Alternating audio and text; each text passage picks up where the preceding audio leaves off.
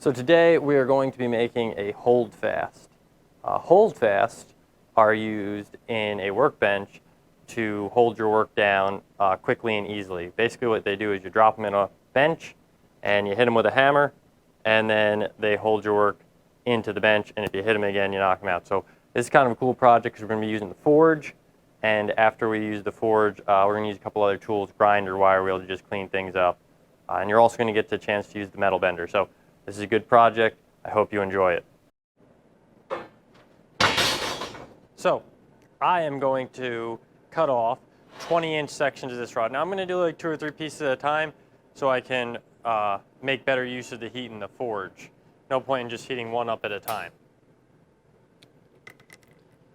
So I'm just going to mark off about 20-inch sections, and I should be ready to go.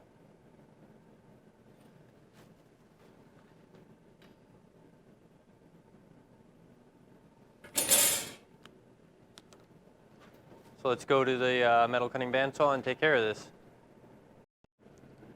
All right, so here's the metal cutting bandsaw. I'm gonna get my stock in here.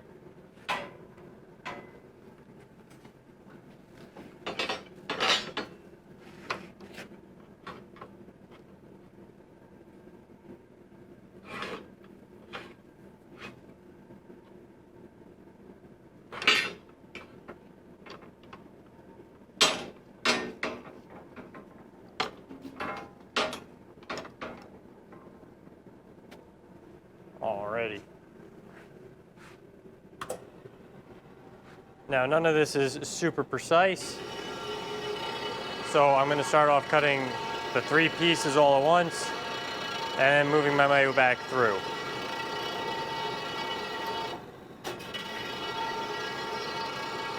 Cue the time lapse.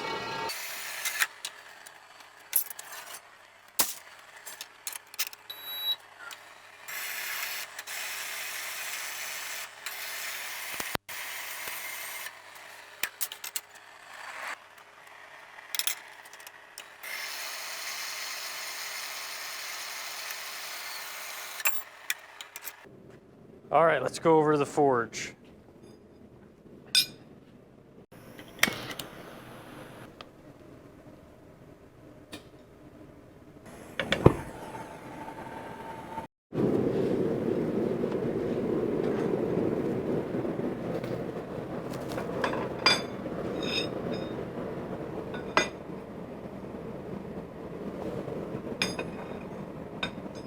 So while those are heating up in the vise, what I'm going to do is talk about exactly what I'm planning to do here, because I'm going to time lapse a lot of this.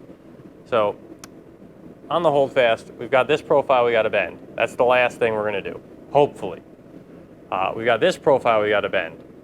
And before we do all that, we want to flatten that profile. So remember, we're starting with a 5/8 thick rod, and we want to flatten just this section of the rod. So that's what I'm going to do first. So once those get hot, I'm going to be taking the rods in and out of the forge. Remember, I'm working on 3 at a time to try to be efficient. And I will be going over to the anvil and just drawing out this end to get a good flat piece on it where it will hold the work. So let's see if those rods are hot.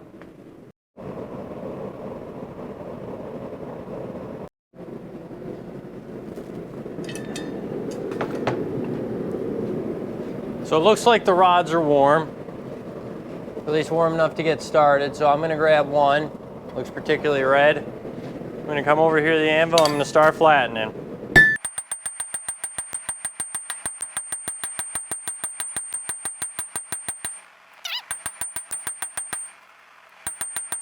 And I'm starting to lose some of my heat here, so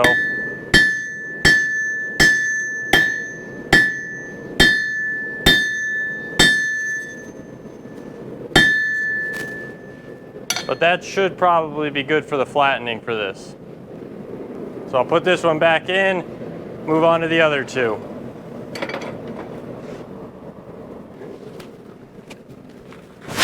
All right, next step is we got to bend this bad boy, and it is piping hot. So the first bend, oh, I want to go in the other way. I do not want to drop it on myself. The first bend we're going to do right here, we might have to use this, and it should bend pretty easy. And we want to get close to a 90, but it doesn't have to be a 90. Like right there is probably fine. It's not totally 90. Maybe come back up a little. But that should serve us. And we're going to put it back in the forge, and then we're going to do the big loop bend. All right, so the next thing I'm going to use is the bender over here. And how this works, if I take the camera, before I go get my stock, is I've got a pin. And I am going to drop my work in the pin wherever the pin may be. And then I'm going to use this to walk it around and get my bend and use mechanical advantage and the heat to hopefully make this process work. So I'm going to set the tripod up, I'm going to go get my work, and when I come back you should be able to see me bend it. All right, so here I come with my screaming hot red piece of metal. Now I want to put it in just like this. I can maybe get one pin, maybe move the pin out one more spot. So I'm coming in here with my red hot piece of metal, drop it in there. I want the pin as close to the end as I can get, and what I'm going to do is I'm going to start walking this around while it's still hot. I'm going to cut in front of the camera, but that's okay as long as I don't hit the camera. And I'm going to come through so my bend is nice and true all the way. My front piece is sticking out just a little, which is okay. It's just a tiny bit angled forward. And that is what we should get. Now, my front piece might be too angled forward. When I go to check it in a minute, after I cool it down, I'll know for sure. But this is basically the process. After this, it should be all cleaning up and making things nice to work with. Possibly the most fun part is the scorch.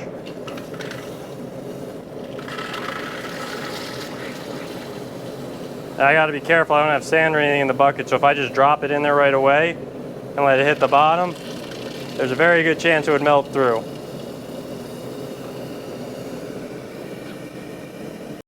All right, so when we get everything cool, the first thing you should do is we should just test them. Throw it in the hole, give it a good whack, see if it's nice and strong. If it is, it's good. You can check your angle. This one looks ready to go. Give it a tap to get it out. So once you're ready to go, we're just going to clean it up with the grinder a little, take any rough spots off, and then wire wheel it. And then you are ready to go with your Holdfast. So I'm just going to use the grinder now to clean some of this up, like anywhere where it really got beat up by the hammer, and then I'm going to wire wheel the rest.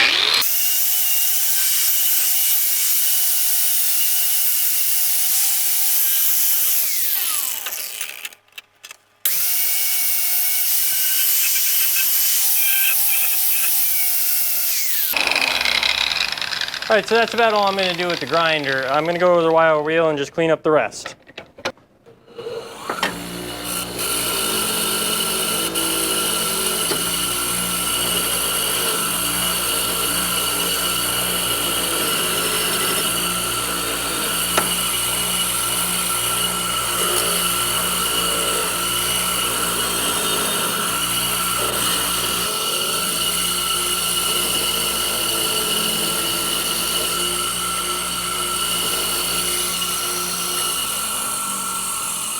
And my last little thing here, I'm just going to grind it on the end a little bit.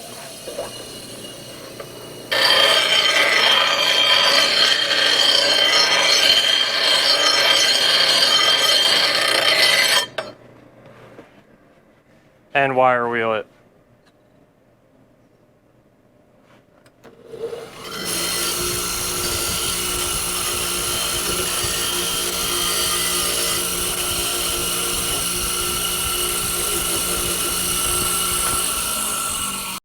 So there you have it. We have our Holdfast all cleaned up with the wire brush. We can drop it into our holes here, and we gave it plenty of length so we can do multiple boards if we needed to stack boards. So you should be able to just drop it in. Right now nice and loose. Give it a good tap. Sturdy as could be. Give it a tap back. Take it out. That's a Holdfast. Looks like the 20 inches I might have been able to get away with like 19, maybe 18. But this does give me a little extra room, and I can always cut it off. So hope this was informative, and good luck to you.